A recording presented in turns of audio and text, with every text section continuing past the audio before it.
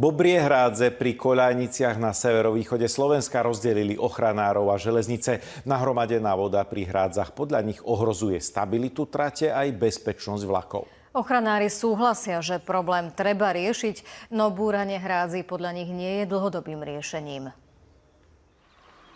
Bobor je symbolom návratu divokej prírody. Tam, kde stavia hrádze, dokáže zadržiavať vodu a vytvárať nové mokrade.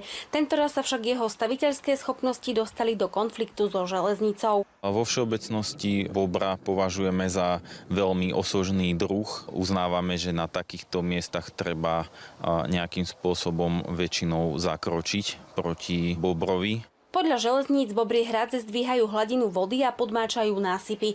Rezort životného prostredia preto udelil výnimku na odstránenie 11 bobrých hrádzí. Kvôli tomu bola napríklad na úseku Lučivná Štrba úplne vylúčená z prevádzky koľaj číslo 2. V prípade okamžitého neriešenia situácie mohlo dôjsť ku kolapsu telesa násypu železničnej trate, čo by malo za následok ohrozenie cestujúcich či závažné škody na majetku železníc. Čiže v tomto konkrétnom prípade odstránenie týchto problémových bobrých hrádzí samozrejme kvitujeme, pretože je tu aj istý verejný záujem. Ochranári upozorňujú, že samotné zbúranie hrádze problém často nevyrieši. Podobné skúsenosti majú aj v Hromoši v okrese Stará Ľubovňa, kde obec hrádzu zbúrala niekoľkokrát. Bobri ju za každým postavili znovu. To nemalo zmysel, pretože po niekoľkých dní znovu to vzniklo.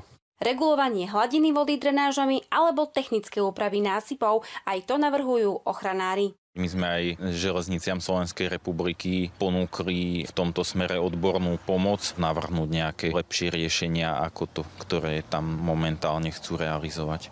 Železnice potvrdili, že ponuku ochranárov chcú využiť. Zároveň avizujú, že nové bobrie hrádze budú odstraňovať už v zárodku a hľadať riešenia, aby sa bobry na rovnaké miesta nevracali. Regionálne štáby a Alena Dudláková, Slovenská televízia.